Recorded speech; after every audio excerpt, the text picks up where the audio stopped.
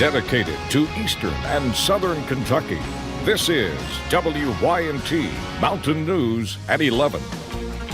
Good evening, I'm Steve Hensley. A flash flood watch continues for a few counties, but most of the heavy rain has moved out. What can we expect overnight? Let's check in with Chief Meteorologist Paige Noel for the latest. Paige? Well, Steve, we can expect some more heavy rain heading into tonight. So far, haven't seen many issues, and we'll keep our fingers crossed. Hopefully, we won't see many issues overnight, but of course, we do still have that flash flood watch in effect for a few of our counties. As we look at satellite and radar, you can see kind of the heavier bands of rain staying along that Kentucky, West Virginia, and Virginia border throughout the day. We've held on to some scattered chances throughout eastern Kentucky, but some of us even saw some peaks of sunshine earlier this afternoon. As we look at pinpoint Doppler now, really seeing that heavier band really setting up over into parts of West Virginia, just starting to get a little bit outside of our area. Hopefully we kind of see that trend continue, but we are still expecting to see some waves of rain heading into tonight. You could see lots of flood warnings out for the rivers as they are at crest or actually about to fall from crest. So you could see that the Kentucky River has moved back to minor flood stage. The Red River still in moderate flood stage.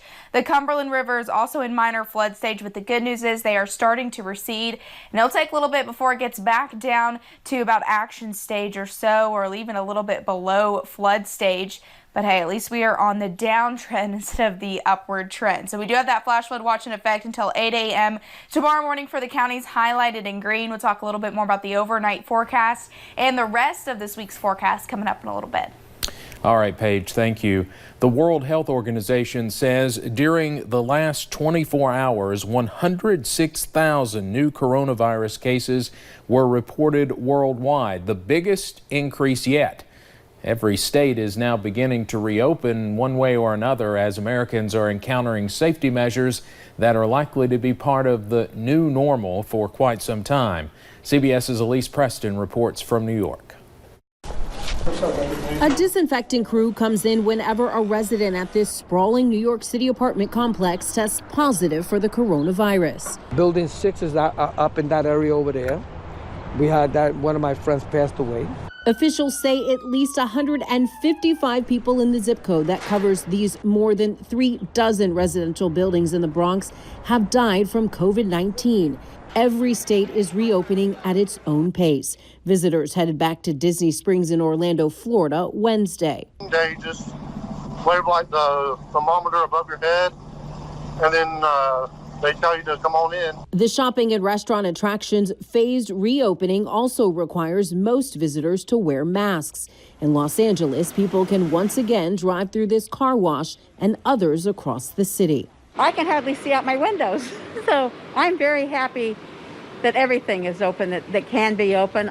At Michigan State Capitol in Lansing, barbers offered free haircuts in defiance of stay-at-home orders. This governor has overstepped her bounds. She's drunk on power. Governor Gretchen Whitmer urged unity as Michigan also grapples with the catastrophic flooding from 2 failed dams. We have seen a community come together, and we're going to continue to do that until we get through this crisis. And at this Indiana retirement home, a musical serenade. Residents maintained social distancing while they enjoyed something a little different. Elise Preston, CBS News, New York. A new report from the United Food and Commercial Workers says at least 68 grocery employees have died from COVID-19 and more than 10,000 have been exposed or infected. Back here in Kentucky, Governor Andy Beshear announced 166 new cases and 10 new deaths. That brings the Commonwealth's totals to 8,167 cases of COVID-19. 376 people have died so far. Almost 3,000 people have now recovered. Today, under Governor Beshear's reopening Kentucky plan, retail stores were allowed to resume operations. Stores may be open, but it is not all back to normal. Many guidelines are in place to keep customers safe. WYMT's Emily Bennett went to the Middlesboro Mall and talked to shoppers. Doors to Middlesboro Mall have stood closed for months. I'm glad it's back open so I can get clothes. Summer clothes. But now retail stores are allowed to welcome customers once again. It's just kind of nice to get out and explore and pretend life's normal again. However, shops must follow many guidelines, including social distancing, keeping stores at 33% capacity, and rigorous cleaning. All the way through the mall, and then when they get that done, then they start back cleaning on their way back to the other end. At Middlesboro Mall, shoppers' minds were put at ease, seeing cleaning put as a priority. When the bathroom's clean, everything's clean.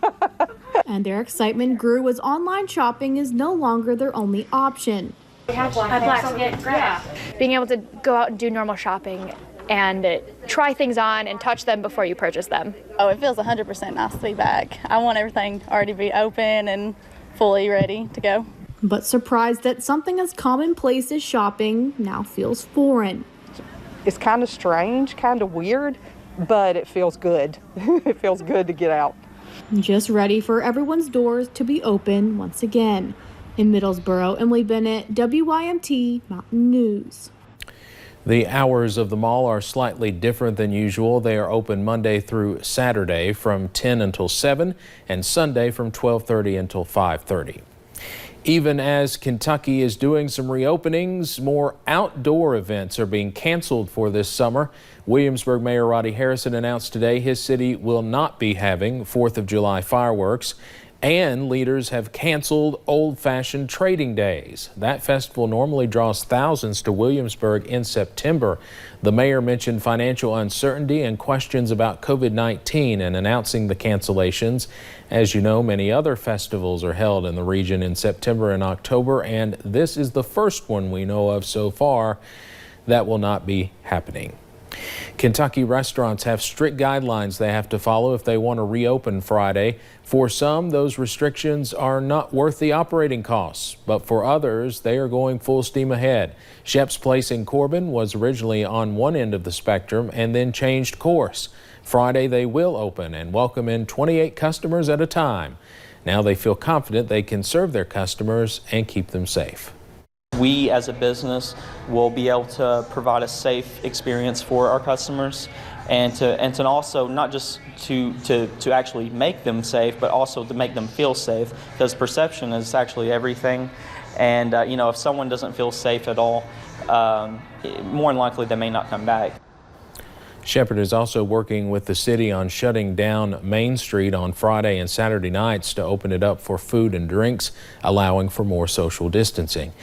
If buying or selling a home is in your near future, the process to do that might look a little different. Due to COVID-19, many realtors rely on technology to show homes instead of your normal open house. Whether it be a video tour or FaceTime tour, Realtor Daniel Carmack says it impacts everyone involved in the process. It also limits sometimes the number of people that can come to a showing.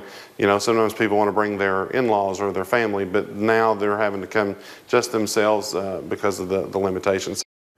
Carmack says that the number of buyers in the market has not changed, saying right now could be a good time to list a home in the London area because of the low inventory of homes. As thousands of Kentuckians are still left without jobs, a call center in London is adding more than 500 new employees. WYMT's Lacey Roberts spoke with the president and CEO of Cincher about what this means for the company and community. Cincher, like many companies, was forced to make changes to their work environment. I had never had to file for unemployment before. With a motto, it's all about the people, Chris Deaton, president and CEO of Cincher, invested $600,000 for more than 2,000 employees. In March, we were able to send almost all of those people to work from home. The effects of COVID-19 hitting this business differently. At the end of the day, it has actually evolved into a positive with regards to job growth. We're currently looking to hire about 771 people, bringing total employment to more than 2,800. Not all of our employees, for one reason or another, are able to go work from home. Purchasing a thermal scanner for $10,000 to take employees' temperatures. We try to not just say that, we live it. Supervisor Michaela Campbell grateful to be back at work, where others in her family are still struggling. Here we are starting to open back up, and they still haven't got